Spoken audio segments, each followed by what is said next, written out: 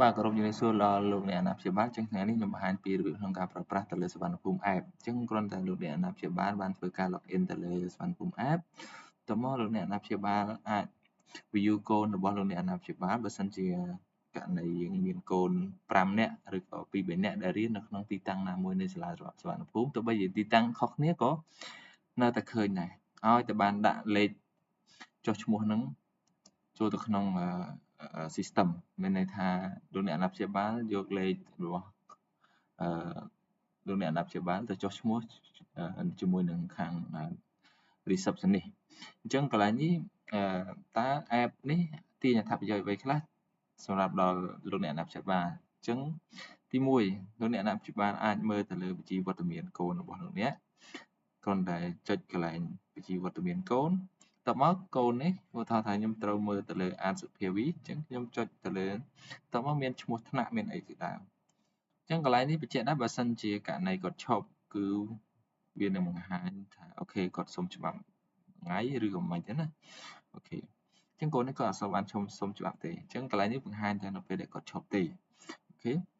តមកលោកអ្នកអាណាព្យាបាលក៏អាចមើលទៅលើកិច្ចការផ្ទះកិច្ចការថ្នាក់អីជាដើមដែលគ្រូគាត់បានដាក់ហើយអ្វីដែលសំខាន់គឺទៅទៅជាមួយលទ្ធផលប្រឡងអញ្ចឹងលទ្ធផលប្រឡងលោកអ្នកអាចចូលទៅចុចលើពាក្យថាលទ្ធផលប្រឡងតមកយើង select កូនណាមួយយើងចង់មើលឧទាហរណ៍ខ្ញុំចង់មើលថ្នាក់ទីនេះអូខេអញ្ចឹងគាត់មានលទ្ធផលប្រឡងយើងគ្រាន់តែចុច view មកយើងមានហើយអូខេ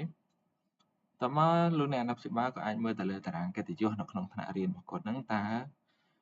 តារាងកិត្តិយសនៅក្នុងថ្នាក់ហ្នឹងអ្នកណាគេដែលមានជាប់នៅហ្នឹងអូខេបាទតមកលោកអ្នកអាណាព្យាបាលក៏អាចធ្វើការស្នើសុំច្បាប់សម្រាប់កូនបើសិនជាករណីកូនលោកអ្នកអាណាព្យាបាលជាប់រវល់មានធុរៈអីណាមួយ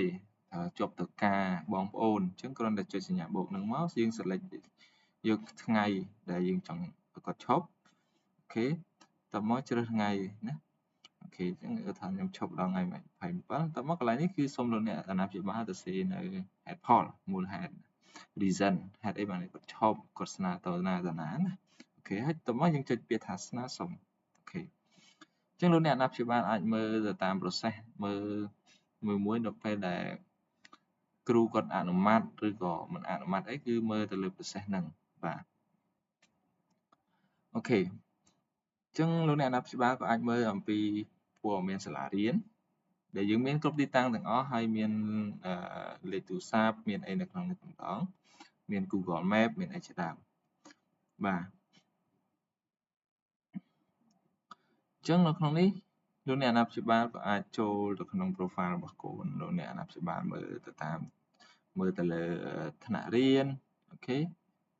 ថ្នាក់រៀនមើលកាលវិភាគតើកូនយើងបាន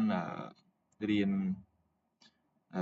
ចំអីគេមុខវិជ្ជាអីគេអូខេក៏ចុចលើថ្នាក់ហ្នឹងមកតមកយើងចុចពាក្យថាកាលវិភាគតមកវាមានថ្ងៃសៅរ៍ថ្ងៃអាទិត្យនេះអញ្ចឹងគាត់រៀនម៉ោងណាគឺលោកអ្នកអាណាព្យាបាលអាចតាមដានកូនរបស់អ្នកគ្រាន់តែមាន mobile app មួយអ្វីដែលសំខាន់គឺនៅក្នុងនេះគឺយើងមានជា attendant ចុចសញ្ញាកណ្ដឹងខាងលើហ្នឹងកន្លែងនេះគឺជាកន្លែងមួយដែលសំខាន់នៅពេលដែលកូនគាត់ទៅដល់ទីតាំងសាលាគាត់ធ្វើការ scan ចូលគឺវានឹង alert មកដល់នេះហើយនៅពេលដែលគាត់ចេញក៏គាត់ scan ចេញគឺវានឹង alert នៅក្នុង notification អញ្ចឹងលោកអ្នកអាចតាមដានកូនរបស់លោកអ្នកបានស្រួលមិនសូវភ័យថាកូនកិច្ចសាលាឬក៏កូនគាត់អត់ចូលរៀនដោយសារយើងមានប្រព័ន្ធសុវត្ថិភាពទាក់ទងជាមួយនឹងការ scan ចេញ scan ចូលហើយនឹងគ្រូគាត់ត្រូវ check attendance verify មើលវត្តមាននៅក្នុងថ្នាក់មួយតង់ទៀតបាទអូខេអញ្ចឹងវីដេអូនេះគឺខ្ញុំចែកជូនបានតែប៉ុណ្្នឹងទេអរគុណច្រើន